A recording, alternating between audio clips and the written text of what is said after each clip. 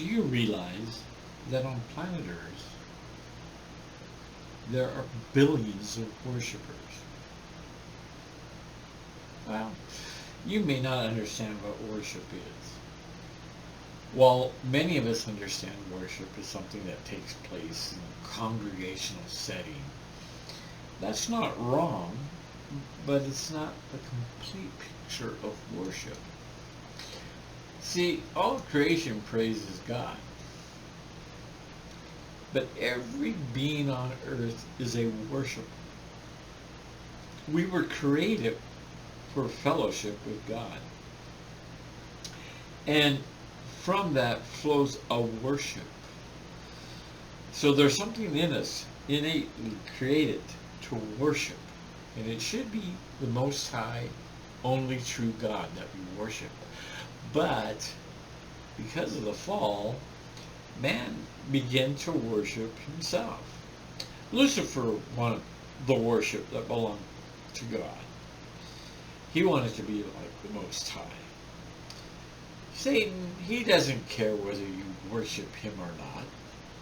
You worship whatever you want, as long as that you're not worshiping God in spirit and in truth. Jesus said that God wants those who will worship him in spirit and in truth.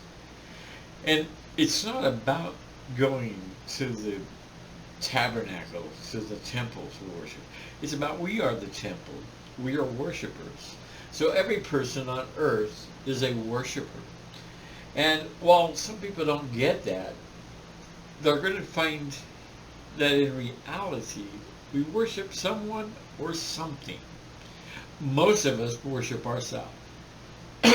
Even atheists worship. They worship themselves. They worship science. They worship whatever, but they don't want to acknowledge God and worship him. That is where the big problem begins for all of mankind. For God said, thou shalt have no other gods before me. So when we begin to worship money, we begin to worship another person, no matter what it is, whenever we put something before God, we're in idolatry. And idolatrous worship will always bring bondage to our lives. I would encourage you not just to think of worship as something you do at church, but when you reject sin, you're worshiping God. When you yield to sin, you're worshiping that sin, its pleasure, and self. Now think about it in those terms with me. As Christians, our worship takes place congregationally and individually.